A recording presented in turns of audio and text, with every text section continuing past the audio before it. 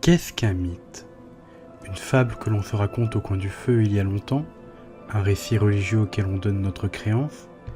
Une simple fiction ou une réalité? L'humanité s'est toujours entourée de mythes. Toutes les cultures, toutes les époques sont porteuses de mythes qui leur sont propres. La titanomachie, la terrible guerre entre les Olympiens et les Titans, le vol du feu par Prométhée, la fondation de Rome par Romulus, la Genèse et la chute de l'homme dans la Bible, mais aussi les fantasmes de nos ancêtres, qu'ils soient gaulois ou ariens, Newton découvrant la loi de la gravité après la chute d'une pomme. Chaque temps possède ses mythes qui lui sont propres et font écho à ceux du passé. Ce n'est pas la rationalité ou la science qui va les chasser si facilement, ces dernières utilisant leurs propres mythes. Mais pourquoi sont-ils là? Pourquoi avons-nous des mythes? Que nous disent-ils? Bienvenue dans Mythosophie. But soon the flames will fade, and only dark will remain. La première question que l'on doit se poser est la suivante. Peut-on croire à un mythe? Si on se réfère à l'étymologie du terme, mythos en grec, cela désigne un discours irrationnel, une fiction ou une fable. Quand on utilise le terme mythe, on pose d'emblée le caractère fictionnel, faux de quelque chose. On considère le mythe pour ce qu'il est, un mythe. Mais pour celui qui y croit, peut-on encore parler de mythe? On peut dire que celui qui place sa croyance dans un mythe ne le considère plus comme un mythe, mais comme un discours sur le monde qui possède une réalité et une certaine performativité, c'est-à-dire un discours qui à la fois nous dit quelque chose du réel et en même temps contribue à son élaboration. Ainsi, le mythe peut à la fois relever du domaine de la connaissance, mais aussi de la pratique, c'est-à-dire de l'action. Il peut y avoir une forme prescriptrice du mythe, par la morale, la légalité ou l'ordre social qui le légitime. Plutôt que d'élaborer un discours purement théorique sur les fonctions des mythes, j'aimerais m'appuyer sur des œuvres qui permettent d'illustrer ces différentes fonctions. Ces œuvres ne sont pas elles-mêmes des mythes, mais leurs créateurs ont parfaitement réussi à cerner ce qu'étaient des mythes, comment ils fonctionnaient et quelle était leur fonction. S'il est inutile de vous faire une liste, c'est parce que d'une part ce serait assez inutile de balancer des titres à tout va, mais c'est aussi parce que l'on sera sûrement amené à en parler plus tard. Mais il y a une œuvre que je souhaiterais aborder ici pour commencer. Une œuvre qui, selon moi, témoigne d'une compréhension profonde et fine de ce que représente un mythe. Cette œuvre, c'est Dark Souls. Mais avant d'aller plus loin, qu'est-ce que Dark Souls? Dark Souls, c'est une série de jeux vidéo développés par le studio japonais From Software sous la houlette d'Hidetaka Miyazaki qui s'impose comme le véritable auteur à l'origine de la série. Les jeux sont des action RPG à la troisième personne mêlant exploration et combat en temps réel. Le jeu prend place dans un monde ouvert que le joueur est libre d'explorer à sa guise, l'accès à certaines régions étant bloqué au début du jeu et nécessitant l'accomplissement de certaines tâches préalables. L'univers de Dark Souls relève de la Dark Fantasy, qui, s'il apparaît comme assez simple au début, témoigne d'une grande complexité. In the age of ancients, the world was unformed, shrouded by fog. A land of grey crags, arch trees, and everlasting dragons.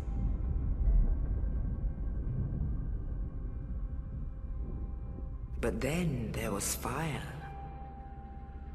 and with fire came disparity. Heat and cold, life and death, and of course, light and dark.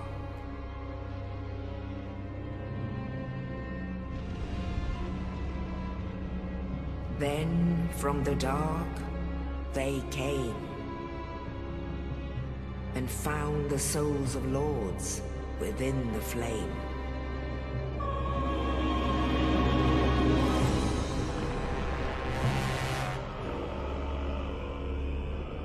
Nito, the first of the dead.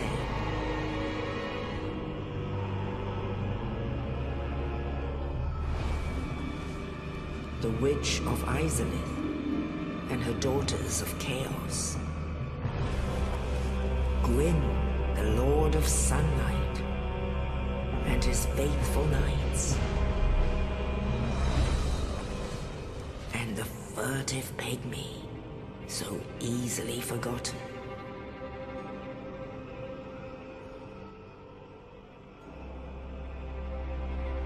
With the strength of lords, they challenged the dragons.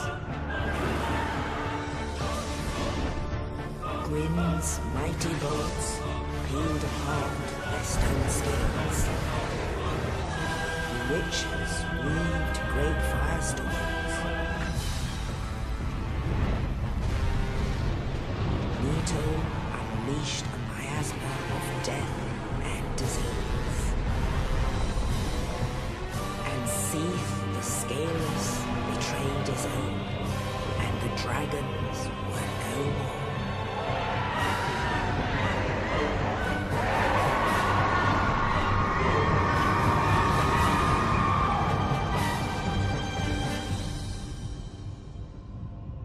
Thus began the Age of Fire. Alors que Gwen et sa dynastie régnaient en maître depuis la cité solaire d'Anorlando durant plusieurs milliers d'années, la première flamme commença à faiblir.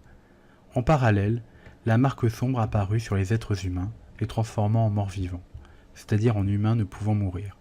Cette malédiction, à terme, vidait leur âme petit à petit et les conduisait à l'état final de carcasse, d'êtres décharnés sans âme ni conscience. Dans une tentative désespérée de préserver l'âge du feu, Gwen tenta de maintenir la première flamme tout en jugulant le fléau des morts-vivants, signe annonciateur de l'âge des ténèbres à venir. Il condamna donc les morts-vivants à être chassés ou exilés dans un asile très loin dans les terres du Nord, et se rendit au kiln de la première flamme pour l'alimenter avec sa propre âme de seigneur. Mais ceci ne donna qu'un bref répit. Les morts-vivants se multiplièrent et Lordrane fut bientôt envahi par les carcasses. Gwen disparut, les autres dieux ne répondirent plus à aucune sollicitation, terrés dans leurs domaines respectifs. De son côté, la sorcière d'Izalith tenta de créer une nouvelle flamme, mais l'expérience échoua en l'engloutissant elle et une partie de ses enfants pour former le foyer du chaos, d'où émergea la race des démons, qui s'ajoutèrent au chaos ambiant. C'est dans ce contexte crépusculaire que le joueur va apparaître. Mort-vivant enfermé dans la ville du Nord, il est sauvé par Oscar d'Astora qui lui délivre la prophétie du mort-vivant élu. C'est ainsi que notre aventure commence. Je ne vais pas m'étendre sur le gameplay ou la difficulté légendaire et souvent exagérée du titre pour me concentrer sur ce que nous raconte Dark Souls et par extension ce qu'il nous dit du mythe. Le mythe fondateur de la première flamme, qui est un mythe de la fondation du monde, ainsi que le mythe de la prophétie du mort-vivant élu, sont en cela exemplaires. Alors on pourrait me dire que ce ne sont pas des mythes, vu que dans le jeu, c'est considéré comme vrai. Nous sommes dans un monde d'heroic fantasy. Rien n'empêche de penser que ces mythes-là relèvent d'une réalité, que ça s'est vraiment passé. D'ailleurs, nous passons toute la partie à croiser des dieux, des démons et des dragons. Alors, est-ce que cela est vrai ? Oui et non. Je vais devoir résumer, mais si vous voulez plus de détails, je vous laisse aller voir les vidéos qui sont dans la description pour avoir plus de détails sur le récit de l'histoire. La première fonction qui illustre Dark Souls est assez simple à comprendre. C'est la fonction épistémologique, comprenez, de l'ordre de la connaissance. Il y a une impulsion, un besoin humain qui est la recherche du sens. Pourquoi cela existe-t-il ? Pourquoi cela est nommé ainsi ? Pourquoi suis-je là ? Quelle est la finalité de cette vie ? Quelle est la finalité de ce monde ? Comment se fait-il que ce monde existe ? Pourquoi ? Comment ? Tel est le cri de la créature humaine en quête de sens. Le mythe relève d'une recherche de la raison, laissée dans l'obscurité par le monde qui l'entoure. I've seen your kind, time and time again. Every fleeing man must be caught. Every secret must be unearthed. Such is the conceit of the self-proclaimed seeker of truth. But in the end, you lack the stomach for the agony that you'll bring upon yourself.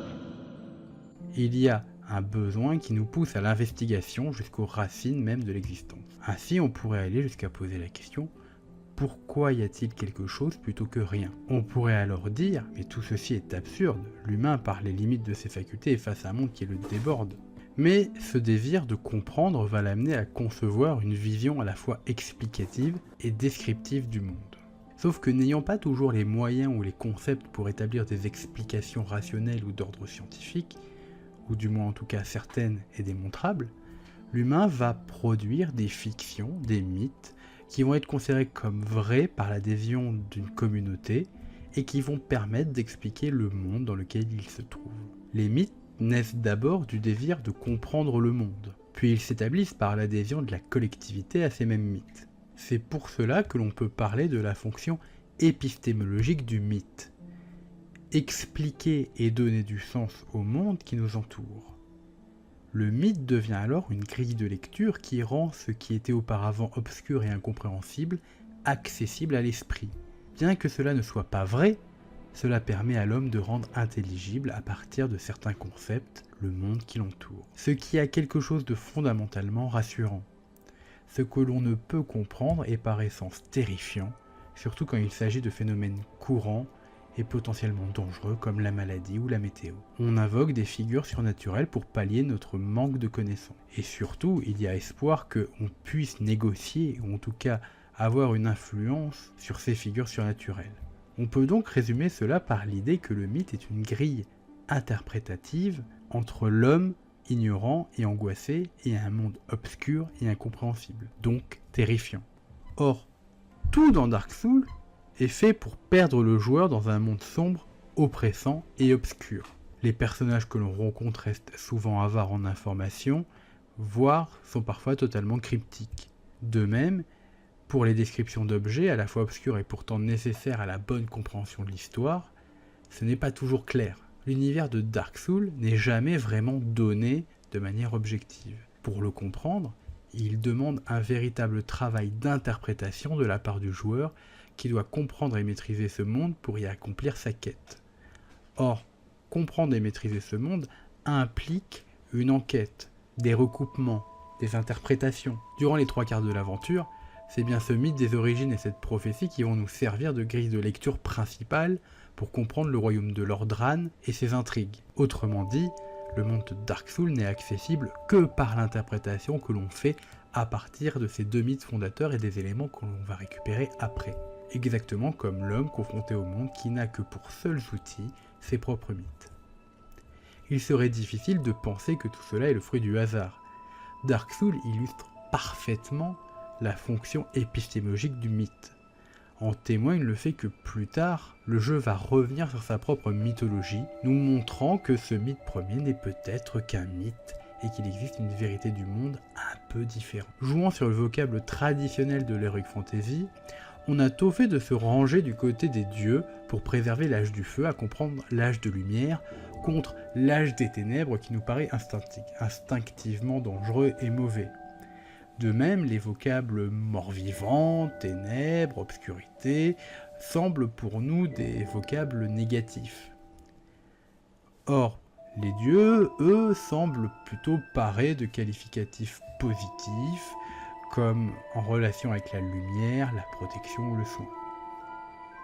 Mais en cherchant un peu dans le jeu, un personnage finit par nous révéler que tout cela relève d'un mensonge de la race des dieux. Le fait qu'ils soient d'ailleurs des dieux au sens propre du terme est à interroger, surtout que ceux-ci peuvent, semble-t-il, mourir.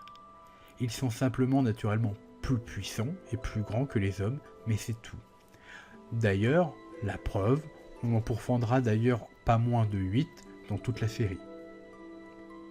Le cycle lumière-ténèbres est un fait naturel, et l'âge des ténèbres correspond à l'avènement de l'homme. Il y a historiquement une succession des périodes et des âges. Pour préserver sa suprématie, la race des dieux a inventé de nombreux mensonges, dont la prophétie du mort-vivant élu, pour maintenir son pouvoir et pour retarder l'inévitable succession des âges. Cette prophétie a pour but de trouver un mort-vivant assez puissant que l'on pousserait à se sacrifier pour alimenter la première flamme et maintenir l'âge du feu de manière artificielle. Ce n'est qu'un habile stratagème reposant sur une mythologie auquel les humains vont finalement adhérer. Tous ces éléments prouvent bien que les créateurs ont une conscience parfaitement aiguisée de ce qu'est un mythe, de ses limites et de ses dangers. Il est le premier élément qui nous permet de comprendre le monde dans lequel nous sommes plongés, même si cette compréhension est fondamentalement fausse et illusoire.